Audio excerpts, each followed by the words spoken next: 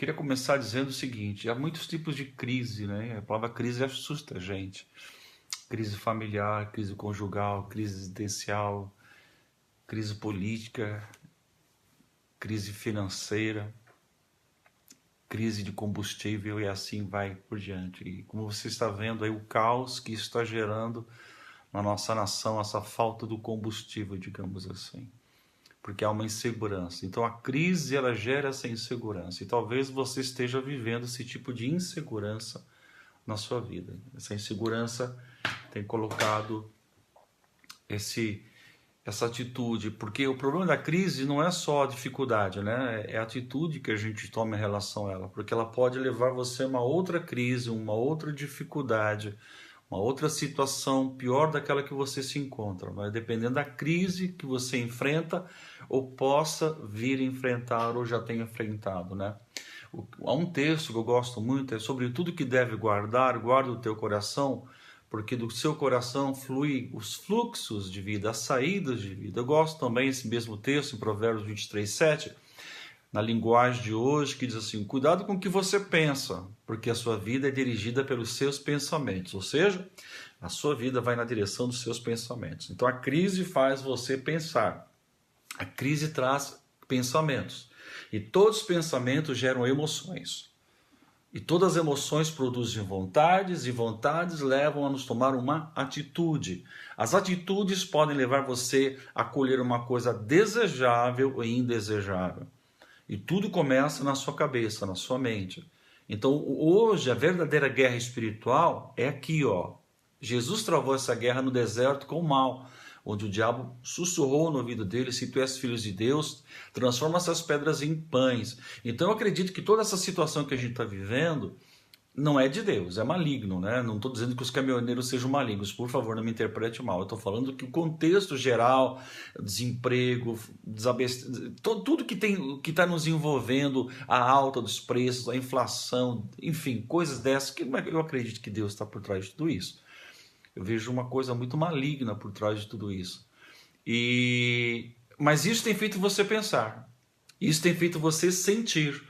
E esse sentimento tem produzido coisas boas e coisas más. Porque é justamente isso. O inimigo quer convencer você que você está perdido, que você não tem saída, que a sua vida não vai sair disso mesmo. Independente se fosse uma crise de saúde, uma crise familiar, que o seu casamento, crise de existência, para onde que eu vou, para que eu sirvo, crise de identidade, quem que eu sou, não é? E os pensamentos são importantes nesse momento, em tempo de crise. Você tem que tomar muito cuidado com ele, porque dependendo dos pensamentos que você permitir que desçam ao seu coração, esses pensamentos vão prevalecer e podem levar você numa direção que você não gostaria de ir. Isso é muito importante levar em consideração. Por quê? Porque Provérbios 23:7 diz assim: pois como imagina a sua alma, assim é.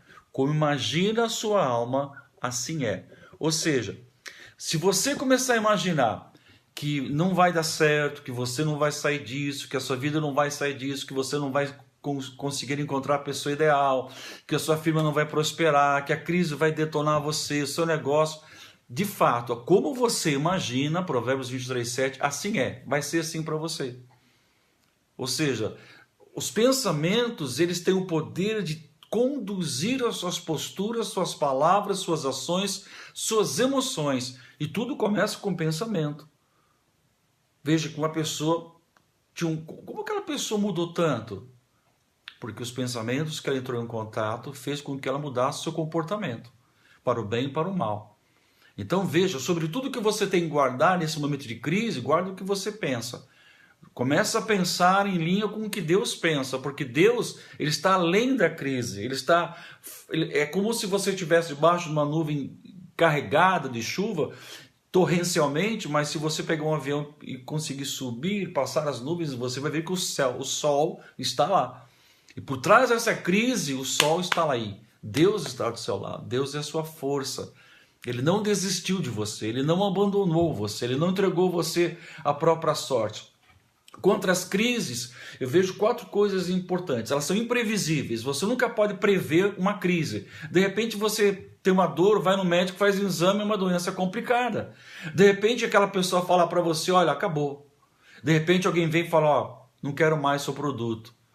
Você não previa meia hora atrás, mas ela é imprevisível. Você não tem como prever uma crise, não tem como você agendá-la. Segunda característica, elas são imparciais. Crise pega todo mundo. Pode ver, quem rico, pobre, remediado, todo mundo está sem combustível. Não digo todos, mas muita gente está passando pelo mesmo problema. A crise tem afetado todo mundo de uma maneira geral, em maior proporção ou menor, mas é imparcial. O fato de você estar em crise não significa que você seja mal. O fato de você estar em crise não significa que você não tenha fé, nem que você seja alguém que esteja cometendo erros horríveis. Simplesmente mostra que você é um ser humano. E como ser humano, você está sujeito a passar por tudo isso como qualquer outra pessoa. E então você pode estar sofrendo uma doença que você não esperava, uma crise na sua família, um desgaste, um problema com seu filho, algo que você tenha descoberto. Isso não significa que você seja mal, que Deus te abandonou, que Deus não se importa com você, que é seu ponto final. Até Deus me falou uma frase: não deixe que a crise seja o seu ponto final, mas apenas uma vírgula, uma mudança. A vírgula é uma mudança de assunto ou o começo de uma nova ideia. E vamos ser bem sinceros, eu estava pensando nisso. Quantas empresas surgiram em tempo de crise? Eu lembro da Honda, lá quando teve aquela crise de petróleo, há muitos e muitos anos atrás, um tal Sushiro Honda viu na crise de petróleo uma oportunidade de ver um negócio. Ele pegou uma bicicleta, colocou um motor de 2 tempos e de repente as pessoas começaram a pedir: dá para fazer essa bicicleta com motor? E ele disse: como que chama isso? É motocicleta. Aí ele foi buscar investidor e não conseguiu, foi fazer faculdade, já idoso. Depois veio a Segunda Guerra Mundial, bombardearam a sua fábrica, ele não desistiu, até que ele criou essa grande empresa multinacional chamada Honda. Tudo começou com uma crise. Então você pode usar a sua crise como seu ponto final, mas você pode usá-la como uma vírgula. Tudo depende da sua atitude, do seu comportamento. E eu não creio que Deus quer que você morra ou seja derrotado em tempo dessa crise. Eu creio de todo o meu coração que a crise, ela pode, é o que eu levo ao ponto 3, que elas não são acidentais. Muitas vezes a crise, ela é um ponto de virada na sua vida, onde Deus te promove, onde você tem uma revelação de Deus, ou você tem uma experiência com Deus que vai marcar a sua vida, a sua história. Então, por exemplo, Davi passou por alguns momentos difíceis. Primeiro, quando ele decidiu que ia lutar contra Golias, um gigante 3,10 metros de altura pela medida de hoje. Ele disse para Saul, o rei de então: eu vou vencer esse gigante. Falei: por que você vai vencer? Porque é o mesmo Deus que me deu força e vitória para vencer o leão, o mesmo Deus que deu força para vencer o urso, porque eu sou pastor de ovelhas, e quando vem o urso, eu tirei a ovelha da boca do urso e matei o urso, e quando veio um leão, pegou uma ovelha do meu pai, tirei da boca dele, matei o leão. Deus vai me dar vitória contra esse gigante incircunciso. O que Deus está dizendo aqui através da experiência de Davi é de que aquelas crises que ele teve com o leão, com o urso, só o preparou para ter a grande vitória contra o gigante Golias. E foi essa vitória que determinou o destino de Davi. Foi essa vitória que levou Davi ao trono. E talvez você esteja vivendo um momento como este, um momento que você é o seu momento de virada, não é o seu ponto final, é a sua vírgula, onde Deus vai te levar a um outro nível, um outro patamar, mas a decisão de se vai ser um ponto final ou uma vírgula não compete a Deus, compete a você. Você que determina se isso vai acabar com você, se vai arruinar com você, se vai tornar você uma pessoa amarga, incrédula, uma pessoa sem fé, desistindo de tudo, ou se você vai se agarrar a Deus e permitir que isso seja o seu ponto de partida para um outro momento da sua vida, um outro nível de intimidade. Eu particularmente digo que as minhas maiores revelações de Deus, as minhas maiores experiências com Deus foi em tempo de crise, foi em tempo de dificuldade, onde Deus se revelou a mim. E a gente pode ver isso na história de Israel. E o quarto ponto é que as crises são temporárias, graças a Deus. Elas têm começo, têm meio, têm fim. Ou você está entrando numa crise, ou você está no meio de uma, ou você está saindo de uma. não é? A Bíblia diz que muitas são as aflições do justo. Então, a crise ela não é eterna, tem um tempo determinado. E Deus te acompanha todo momento com esta crise até que você saia dela.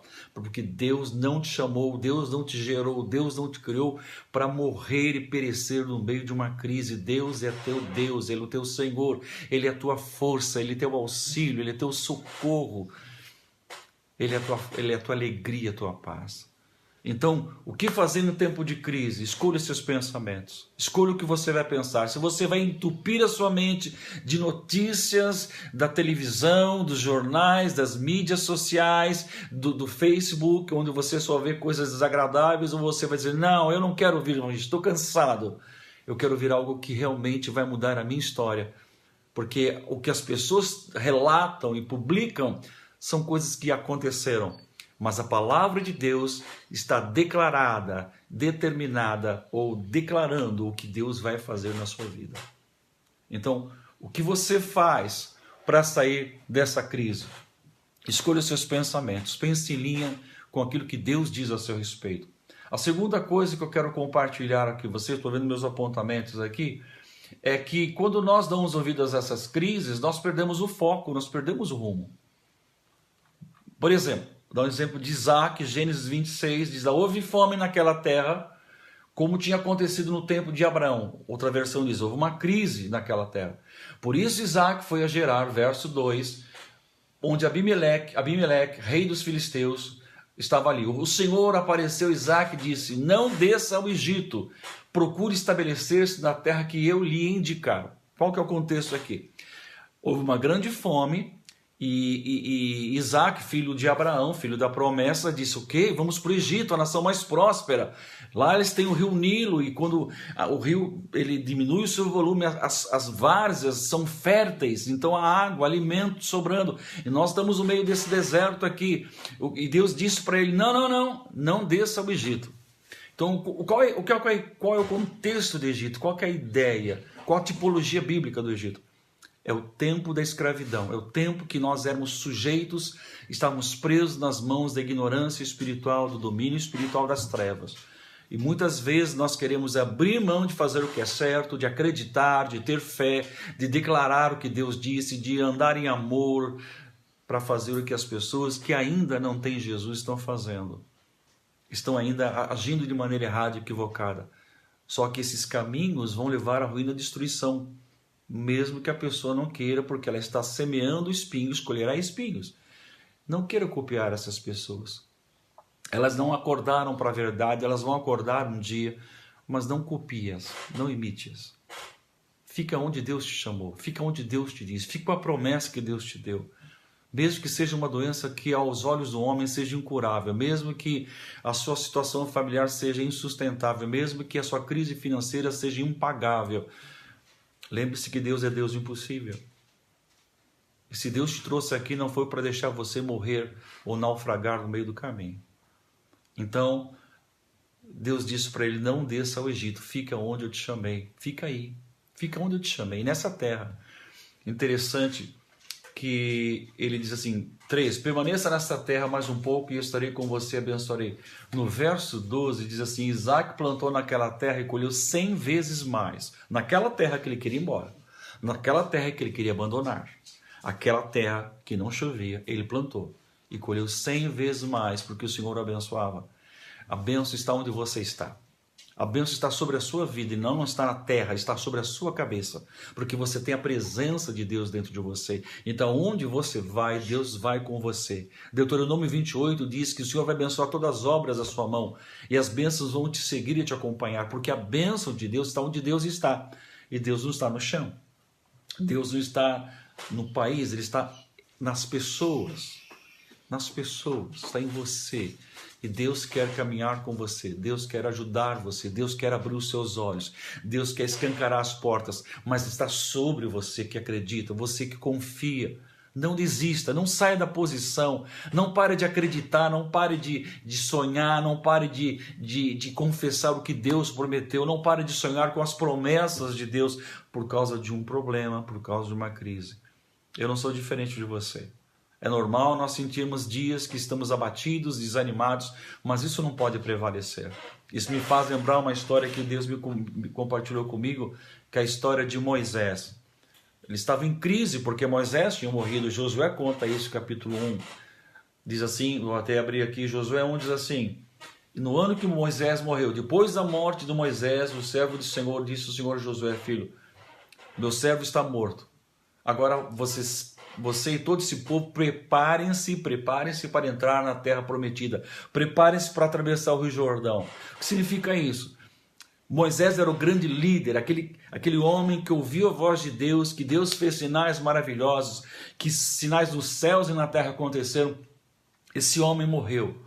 E agora sobrou Josué, homem de 85 anos, para assumir toda essa responsabilidade. Mais de 2 milhões de pessoas estão ali tentando entrar na terra prometida. Haviam passado 40 anos. E Deus disse, gente, Moisés morreu.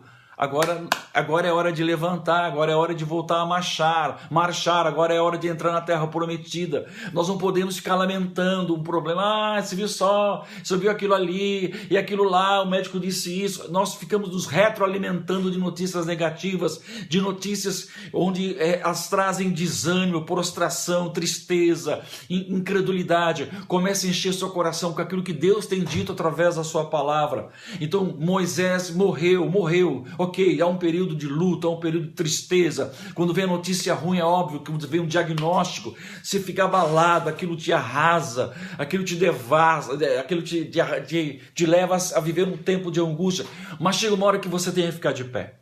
Chega uma hora que você tem que se levantar. Chega uma hora que você tem que dizer, chega, eu não aguento mais viver esse momento. Eu não aguento mais ficar olhando para esse problema, por essa crise. Tem uma hora que você tem que dizer assim, ok, está na hora de eu me levantar e me recobrar, porque é uma terra prometida, me espera. Há uma promessa sobre a minha vida. Eu vou me levantar e eu vou cruzar esse Rio Jordão e Deus vai me levar a viver a promessa porque Ele é fiel. E Deus está dizendo isso para você hoje. Pare de ficar só lamentando. Estou falando para mim, eu não sou diferente de você. Pare de falar o que disseram, o que fizeram, o que aconteceu, o que não deu certo. É hora de levantar-se. Porque Deus quer mostrar nesse tempo de crise que Ele é Deus. Ele continua sendo Deus e Ele é o Deus que é imutável.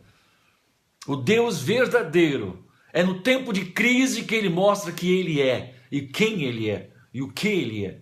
E o que Ele faz. Portanto, é tempo de se levantar, cruza o Rio Jordão, vamos lá, e Deus disse para ele, olha, como eu prometi para Moisés, eu continuo prometendo para você, eu não vou te deixar, eu não vou te abandonar, eu não te esqueci, eu estou com você. E diz mais, o seu território será esse, Deus determina no versículo 4, e diz mais no versículo 5, ninguém vai poder te resistir, ninguém. O mal pode querer te matar, te destruir, mas quem é o mal perto de Deus? Quem é o mal? É como uma formiguinha querendo brigar com o elefante. Acabou a história. Um pisão, uma pisada, acabou. O mal não tem poder para tocar em Deus. O mal não tem poder para segurar a mão de Deus. Deus é Deus. E agindo eu, que me impedirá?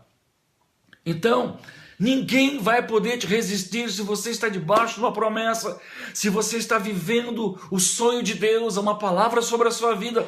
Quem é o mal? Quem são as circunstâncias? Quem é um governo?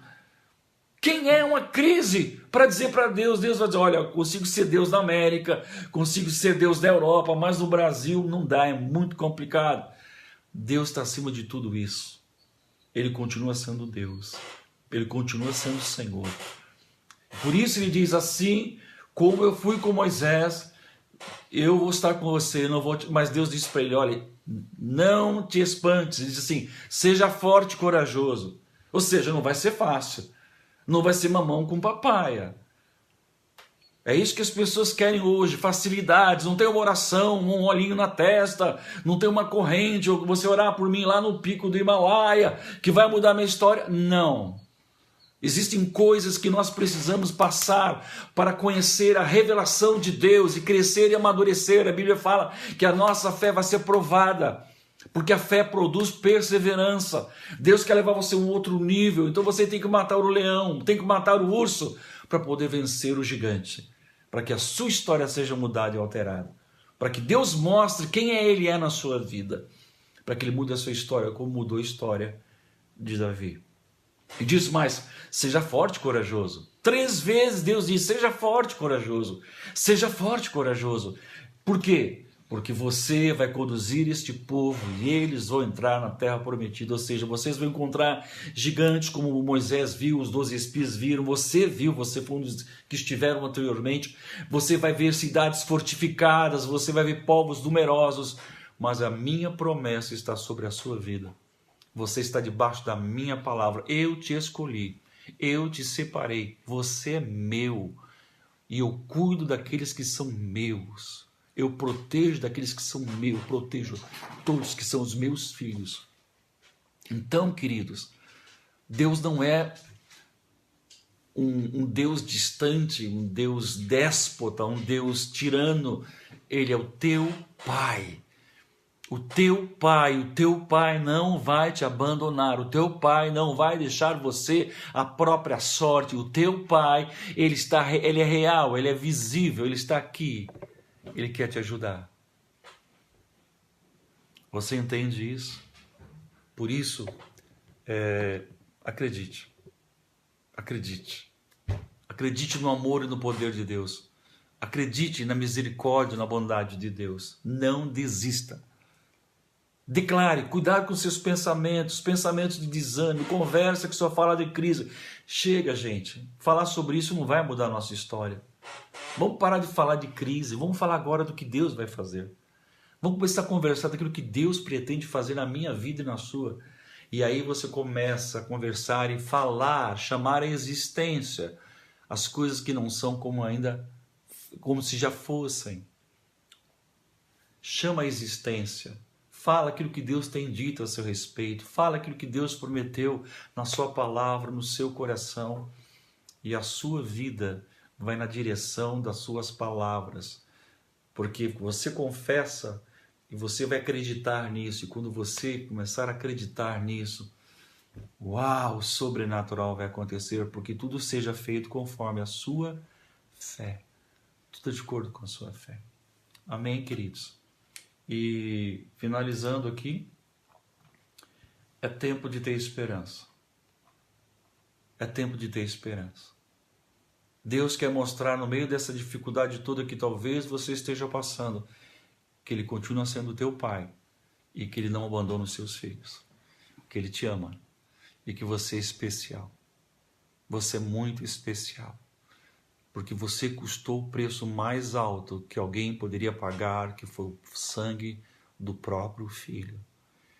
E Jesus morreu por você, Ele não abriu a sua boca enquanto apanhava, Ele não abriu a boca quando encravaram a coroa de espinhos na sua cabeça, Ele não abriu a boca enquanto foi pregado naquela cruz, quando foi levantado lá em cima, Ele não abriu a sua boca, porque Ele não reclamou, e não reclamou porque Ele queria pagar o preço da sua redenção, da sua vitória, da sua cura, da sua libertação. E sabe o que Ele disse depois que tudo aconteceu? Ele abriu os braços, estava preso e disse, está feito, está consumado. Então acredite, Deus não vai fazer mais nada para você, porque Ele já fez. Já está consumado, a obra já está feita, está concluído. O que nós precisamos agora é nos apoderar dessas coisas pela fé, porque elas já existem. Deus não vai curar você. Para Ele, você já foi curado. Por isso que você vê o tempo do verbo, e Isaías diz lá, pelas suas pisaduras fomos sarados. Eu gosto muito dessa passagem, 1 João 5, 14 e 15. Esta é a confiança que temos nele, que se perdirmos alguma coisa, segundo a sua vontade, Ele nos ouve. Presta atenção no versículo 15. E se sabemos que Ele nos ouve em tudo o que pedimos, sabemos que já alcançamos o pedido que lhe fizemos. Deus quer te abençoar, Deus quer te dar, Ele não tem prazer na sua dor, na sua vergonha, na sua tristeza, na sua solidão. Ele quer que você seja feliz, por isso que Ele criou o homem, para ser fruto do seu amor, íntimo dele, obra-prima da sua criação, menino dos seus olhos. Ele te ama tanto que ele veio morar dentro do homem, ele te ama tanto que ele comprou você com o seu próprio sangue, ele te resgatou quando você nem o conhecia, porque você é especial. Nunca duvide disso, nunca duvide de quem você é. Ele te ama e ele quer te restaurar. Isso não quer dizer, o fato de você estar em crise não quer dizer que Deus te abandonou. Não quer dizer que ele te esqueceu. Significa que você está passando um momento difícil, como qualquer pessoa passa. Como as pessoas do Velho Testamento passaram e do Novo Testamento também. Desculpe, não acredite naquela mensagem que as pessoas pregam, venham para a igreja A, B, C, D e pare de sofrer. Isso não é verdade. Isso não procede. No justo terá aflições, mas tem de bom ânimo, disse Jesus. Eu venci o mundo. E se nós estamos em Cristo e Jesus venceu o mundo, nós vencemos o mundo em Jesus Cristo. Por isso que podemos dizer, como diz Romanos, em Cristo Jesus somos mais que vencedores. É o que você é, em nome de Jesus. Vamos orar? Pai, em nome de Jesus, nós precisamos de uma visitação agora. Existem pessoas que estão aflitas por causa de algum quadro de enfermidade grave. Existem pessoas que estão aflitas porque estão desempregadas. Estão pessoas aflitas porque não têm combustível, Deus, precisam trabalhar. Os negócios não andam, tudo está parado e as contas estão chegando, os boletos estão vencendo. Existem pessoas desesperadas porque elas estão sozinhas. Existem outras desesperadas porque a sua família está desestruturada. Filhos, ó Deus, tem compaixão desses teus filhos. Eu peço que o Senhor envie os teus anjos agora, que a tua presença se faça, meu Pai, que o teu Espírito se manifeste em cada vida que está assistindo esse vídeo, quer ao vivo ou gravado, que o teu poder possa libertá-lo de toda angústia, possa libertá-lo de todo medo, possa libertá-lo de toda insegurança, de toda ansiedade, toda aflição. Espírito Santo, vem sobre eles agora e enche-os do teu amor, e enche-os da sua paz, e enche-os da sua alegria. Mais amor, mais força, mais paz, mais paz. Em nome de Jesus. Obrigado, Pai, porque Tu és o nosso Pai e o Senhor não nos abandona. Em nome de Jesus. Amém. Queridos, muito obrigado por permitir entrar na sua casa, onde você está. E se você acha que essa mensagem falou ao seu coração e há pessoas que precisam ouvir essa mensagem, por favor, replique essa mensagem, compartilhe, coloque na sua linha de tempo. Se há alguém específico, coloque essa pessoa em específico, coloque, compartilhe. Eu estou dizendo isso não porque há algum interesse pessoal, eu estou aqui para servir a Deus. Eu e minha esposa estamos em oração para ser bênção na sua vida, para te ajudar. E quando eu falo isso, eu não falo só para você, eu falo para mim também. Então compartilhe, publique isso, para que Deus possa ajudar outras pessoas. E outra coisa que eu te peço, se você tiver alguma dúvida, algum assunto que você gostaria de abordar nesse programa, que voltamos de novo sexta-feira, coloca aí. Se você tem gostado, você tem ouvido, assistindo, se existe uma crítica, estou aberto para crítica, eu não sou o dono da verdade. Eu tenho que aprender muito ainda. Sou um eterno aprendiz. Se esse programa tem sido bênção também. E se há um pedido de oração, compartilhe também. Ok? Um abraço. Deus abençoe a todos vocês. E vamos orar pelo Brasil. Pai, no nome de Jesus, nós oramos pelo Brasil. Nós oramos por essa nação, Senhor, que é uma nação abençoada, mas nós estamos passando um momento muito complicado, Pai. Uma instabilidade política, uma instabilidade econômica, instabilidade financeira. E eu não imagino como há pessoas que talvez não têm remédio, não têm como ir ao médico, estão doentes em casa, não podem trabalhar, não podem vender. Oh Deus, põe a tua mão sobre a nossa nação, Pai. Põe as tuas mãos sobre o nosso Brasil. Tem misericórdia do Brasil, Pai. Tem misericórdia do Brasil. Tem misericórdia, Pai. São os teus filhos que estão clamando. O Senhor age Age, vem depressa, meu Pai. Tem misericórdia da nossa nação. Muda a história dessa nação, Senhor. A promessa sobre ela. Lembra-te, papai, muitas pessoas vieram de fora e disseram que nós éramos a esperança do mundo em termos de levar as boas novas. Lembra delas, Pai. Traz existência. Em nome de Jesus. Amém. Deus abençoe. Me perdoe por estar chorando. Está doendo ver tanta gente sofrendo. Eu amo você. Uma boa noite, uma boa terça-feira e até sexta-feira em nome de Jesus.